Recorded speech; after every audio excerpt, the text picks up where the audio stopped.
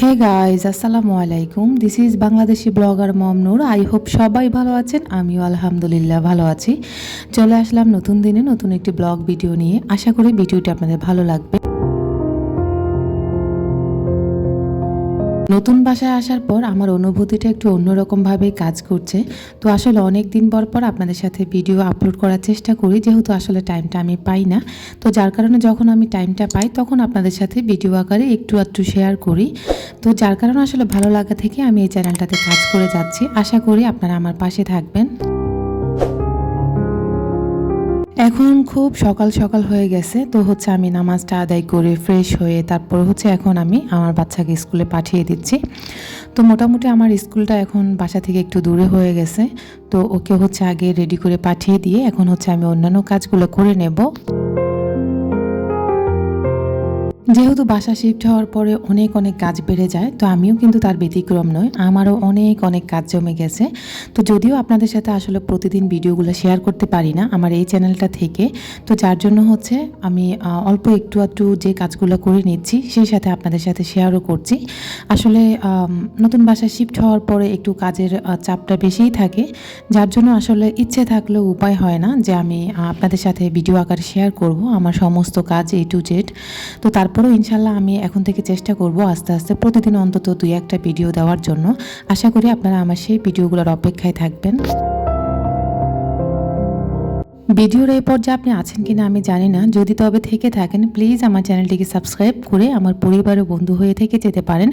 আর অবশ্যই অল অপশনটা অন করে রাখবেন, আমি ভিডিও ছাড়া মাত্র নোটিফিকেশন চলে যাবে আপনার কাছে। আপনি সময় এবং সুযোগ বুঝে আমার ভিডিওগুলো দেখে নিতে পারবেন।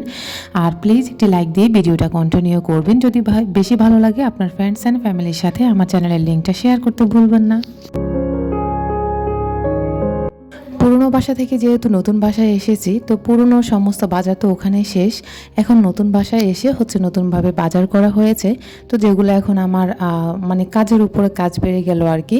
এদিক দিয়ে বাসার অন্যান্য কাজগুলো আছে, আর এদিক দিয়ে হচ্ছে আপনাদের ভাইয়া অনেকগুলো বাজার নিয়ে এসেছে। তো ওই বাজারগুলো হচ্ছে আমি এখন যার জায়গা রিফিল করে রেখে দেব।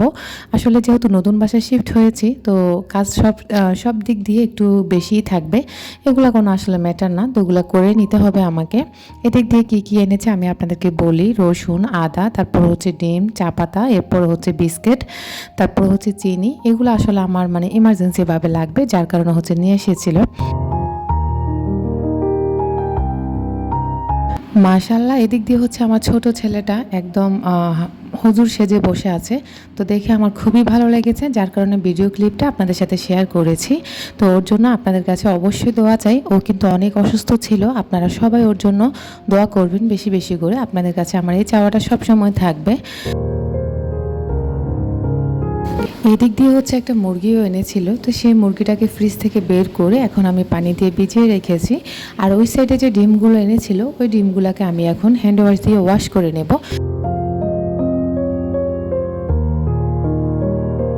সবগুলো ডিম আমার ওয়াশ করা শেষ। এখন হচ্ছে আমি ওগুলো একটি জালিতে রেখে তারপর হচ্ছে পানি ঝরতে দেব। আর পুরোপুরিভাবে শুকিয়ে গেলে তারপর হচ্ছে আমি ফ্রিজে রেখে দেব। এদিক দিয়ে ডিমগুলো পানি ঝরতে দিয়েছি, আর ওই দিক দিয়ে হচ্ছে আমি রাইস কুকারে চাল ধুয়ে নেব, কারণ আমি ভাত বসিয়ে দেব। হাতের অন্যান্য কাজগুলো করতে এদিক দিয়ে ভাত বসিয়ে দেব, আর ভাতটা হয়ে যাবে। রাইস কুকারে ভাত দিলে একটু টাইম বেশি লাগে, যার কারণে আগে ভাগে হচ্ছে আমি রাইস কুকারে ভাত বসিয়ে দেব অন্যান্য কাজগুলো করার জন্য।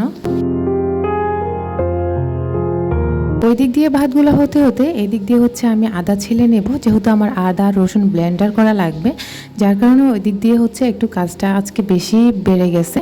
তো যাই হোক, আজকে ওভারঅল ভিডিওটি যদি আপনাদের ভালো লাগে প্লিজ একটি কমেন্ট করতে ভুলবেন না, আর প্লিজ বেশি শেয়ার করতে ভুলবেন না। এভাবে কেটে গেল আজকে সারাটা দিন আমার নতুন বাসায়। আজকে সারাদিন আপনাদের সাথে আর আমার বাসার কিছু শেয়ার করতে পারিনি, শুধু যে টুকটাক বেসিক কাজগুলো থাকে ওইগুলো আপনাদের সাথে শেয়ার করেছি। ইনশাআল্লাহ আমি হচ্ছে সমস্ত বাসার সব কিছু আস্তে আস্তে আপনাদের সাথে শেয়ার করব। সে পর্যন্ত সবাই ভালো থাকবেন। আসসালামু আলাইকুম, আল্লাহ হাফেজ।